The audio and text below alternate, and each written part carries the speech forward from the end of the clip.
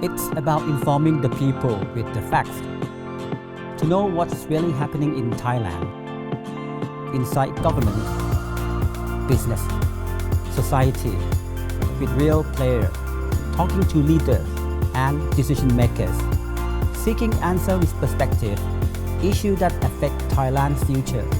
This is Thailand. This is the Insider Thailand. สวัสดีครับ and welcome to the Insider.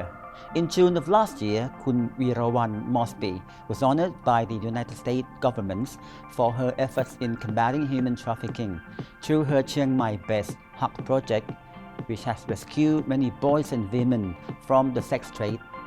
At a ceremony in the State Department, Kun Veerawan or Kun Bum was presented an award by Secretary of State Rex Tillerson and Ms. Ivanka Trump, which not only raised awareness about global dilemma of human trafficking, but also about the importance of cooperation between governments, civil society, and the public on addressing this important and indeed urgent agenda for humanity. What can we learn from Kun Bum's efforts and experiences? How can we help and do more?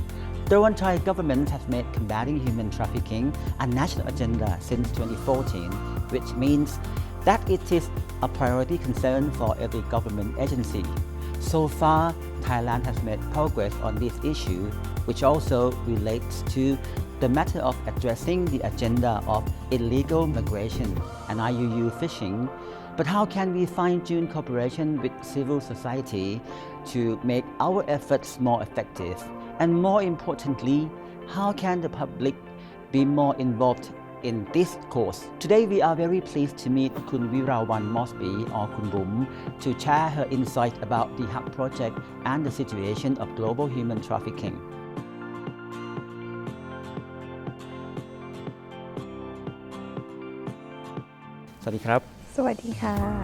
Well, thank you very much for giving us the honor, sparing your time to come to talk to the Insider today. The news of you receiving the award given to you by the State Department makes all Thai are very proud of you. Could you please tell us a little bit about the background of the award? The award, like when I found out about getting the award. Yes, so we got a call from the colleagues in the U.S. consulate in Thailand that I got nominated, and they said that they are sending my names along with other consulate around the world, but then they will choose, I think, the last 8 or 9 people, and at the end they called me like, you got chosen and you got the top one, and they also asked me to give the speech on behalf of all the tip heroes.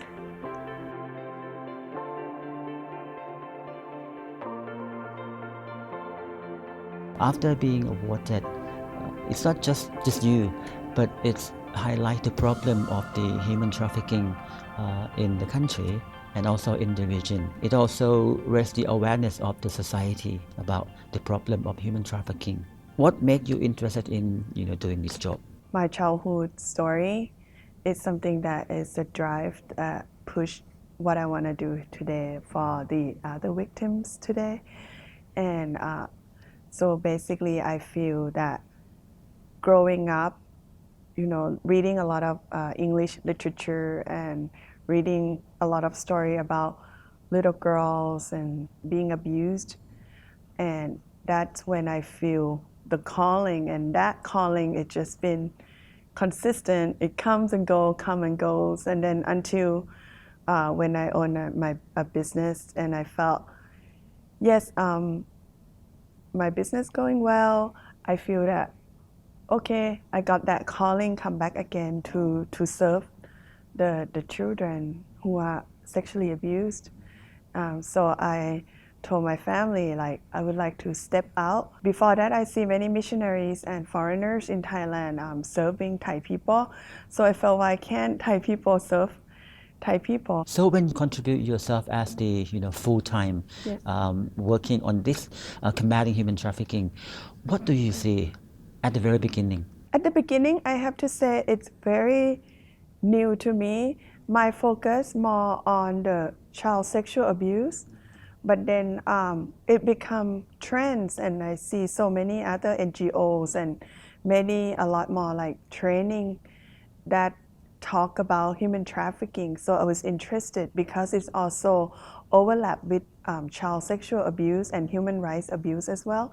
So I started study a whole lot more and just feel because what I see the weakness that many people look down upon victims, and I feel like how could I be the voice for them in the society. And what have you seen in our country, in Thailand? My first case that I took the victim to the police station, she was sexually abused. That was even before a human trafficking case.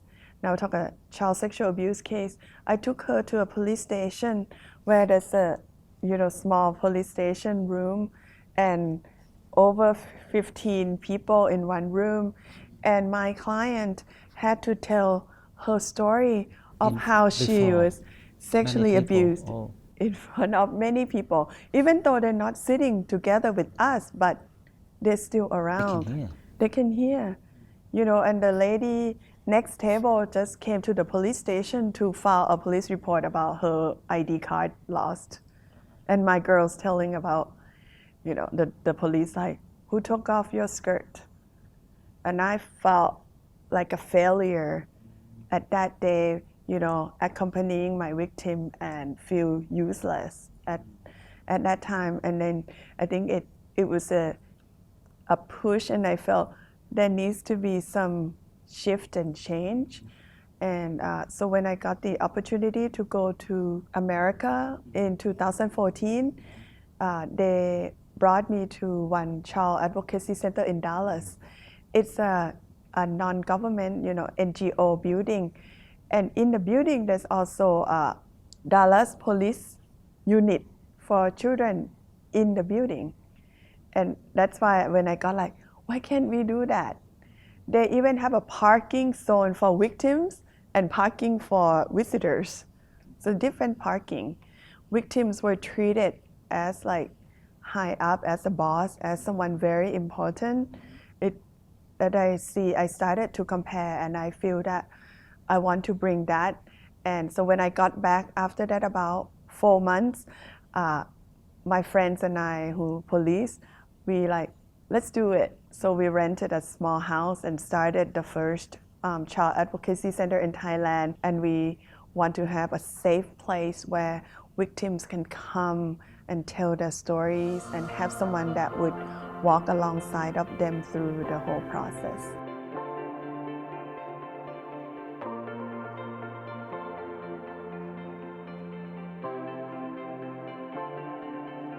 Did you work in collaboration with the government agency at that time? Yes, I do very closely, but I still see that there's so much that we could improve in our system. So many people may, when they experience that situation like I did with my victims in the police station, they probably like, the police was so bad, they treated victims so bad. What I've learned, psychologists just learn to love and care, it's all about relationship. Police, they were trained to protect, justice.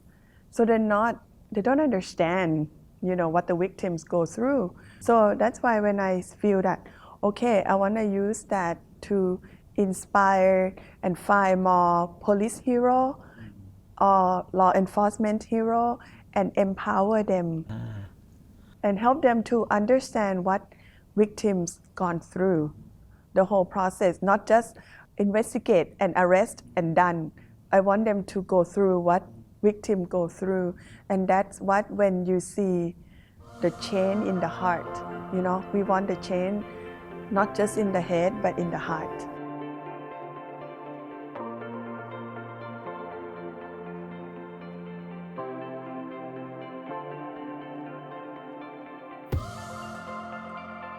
Tell us a little bit about the project you are doing at the moment, the HUG project. So the HUG project now, when I first started, we only focus on prevention.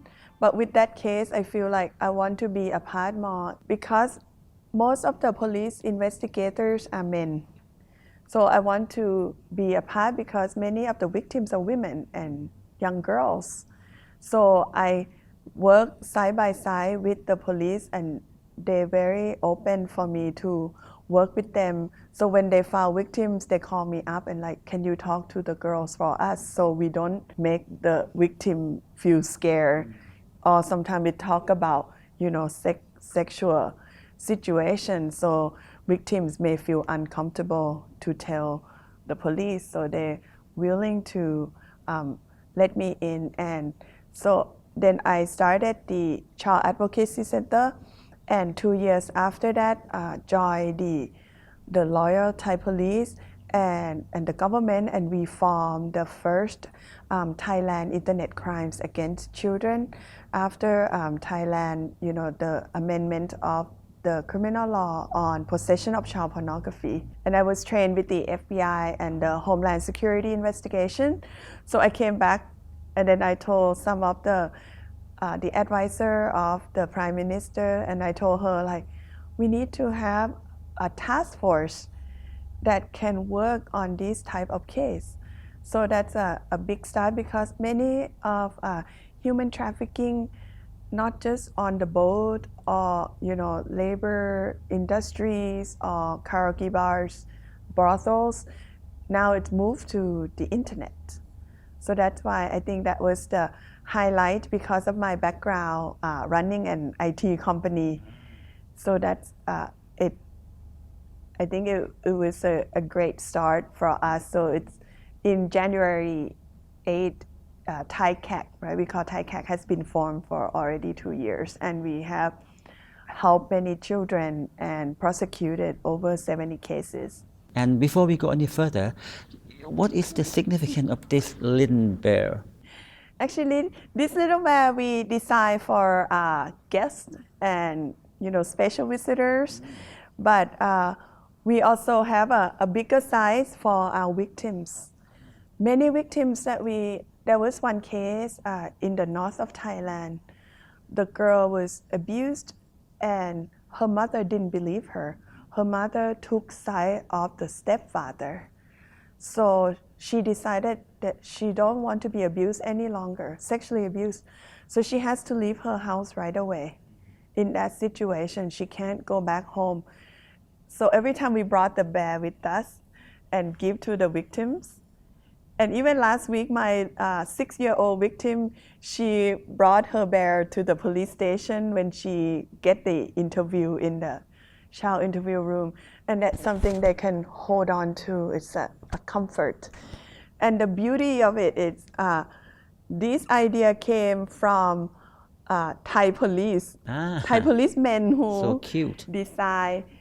Actually, when I got my award from the State Department of the Tip Report Hero, they felt like we want to give Kun Bum some gift. So they designed a bear, but then they extended, let's make more bears for the victims as well. Under this government, we play a very particular important on combating human trafficking. So what do you see? Any change or any improvement in this area that you have seen lately? I have to say there's a significant shift. In the past, the NGO has to support a lot with the law enforcement to help push the case forward. But now we have seen that many of the law enforcement units are actually taking the ownership, and we rarely have to do anything. We just give them the tips, and we can see better collaboration. Like in December, we arrested over 14 Ugandans, women and men, who traffic other Ugandan to be a sex worker in Thailand. In that case, we see that the government and law enforcement start to be very proactive.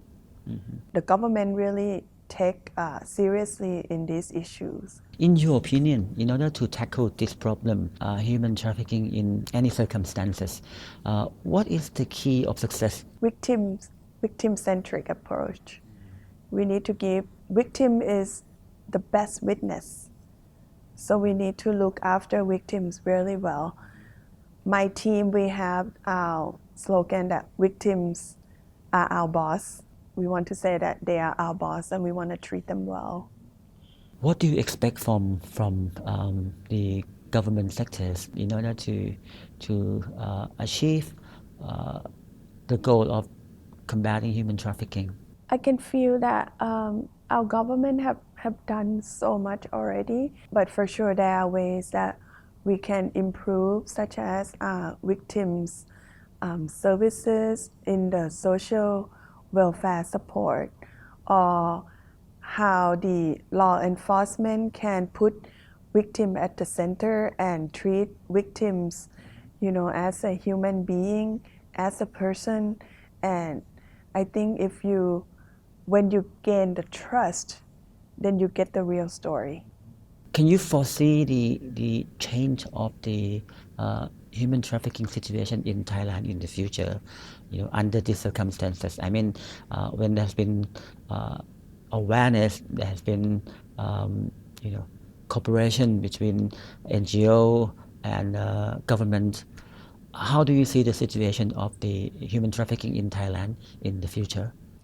I've seen if, for example, I talked to my NGO fellow in Pattaya, they said they don't see any child beggars for a long time because the police, the law enforcement take very seriously. And once I think we work better together and stronger and have, legal system, we have protection mechanism, we have strong immigration protection mechanism. I believe that could help prevent a whole lot. Prosecution is hard, for one person to go through. Prevention is the best tool. Exactly. How can we prevent children? How can we educate? How can the Ministry of Education take more involvement? Because this issue is a national policy.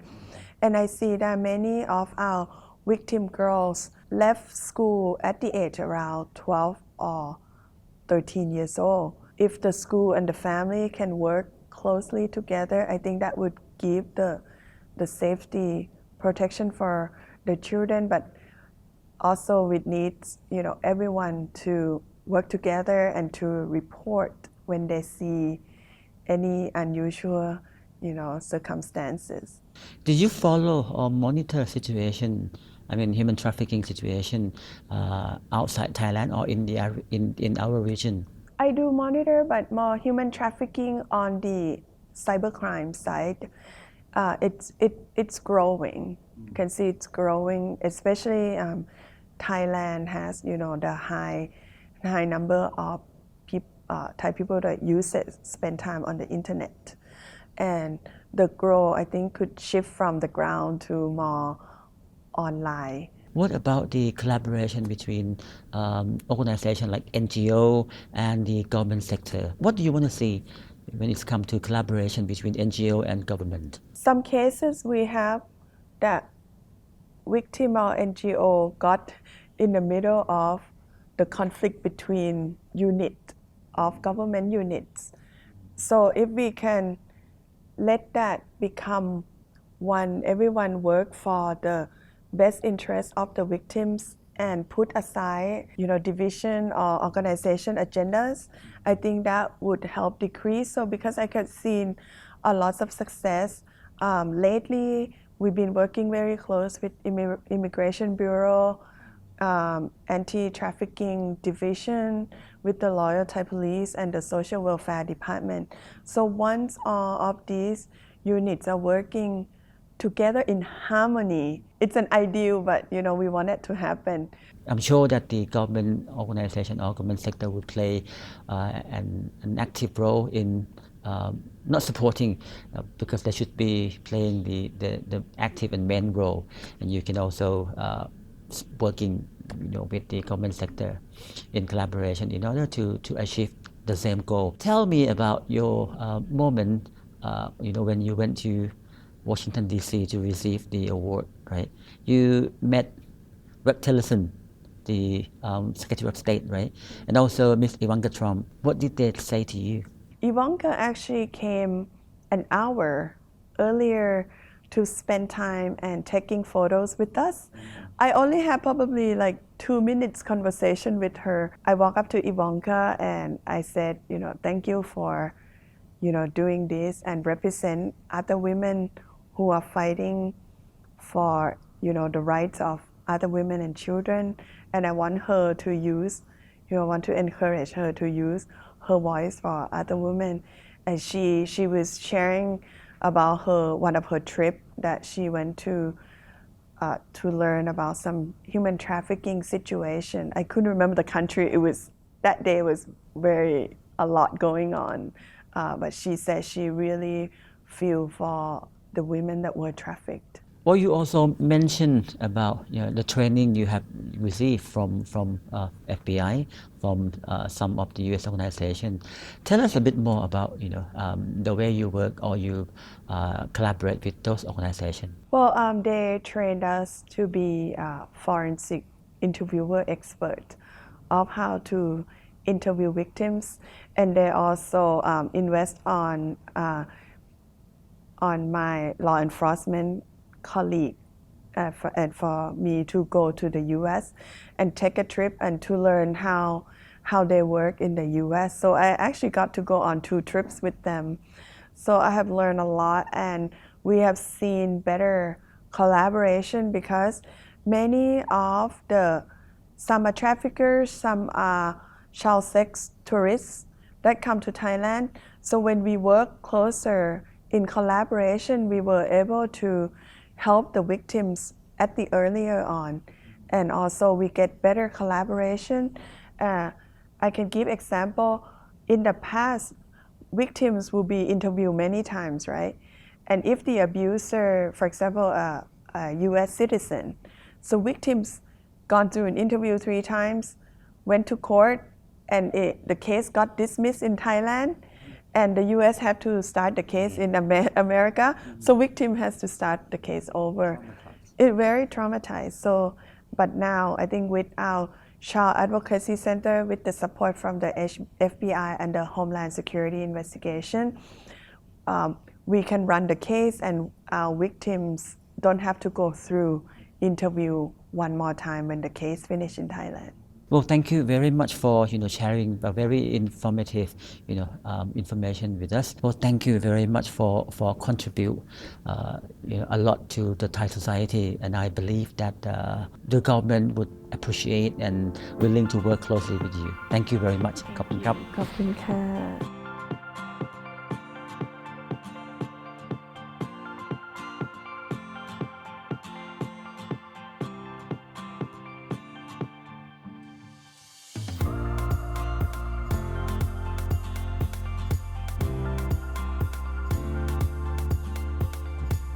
The HUG project founded by Kun Bum aims to prevent, protect and restore children from human trafficking, exploitation and abuse.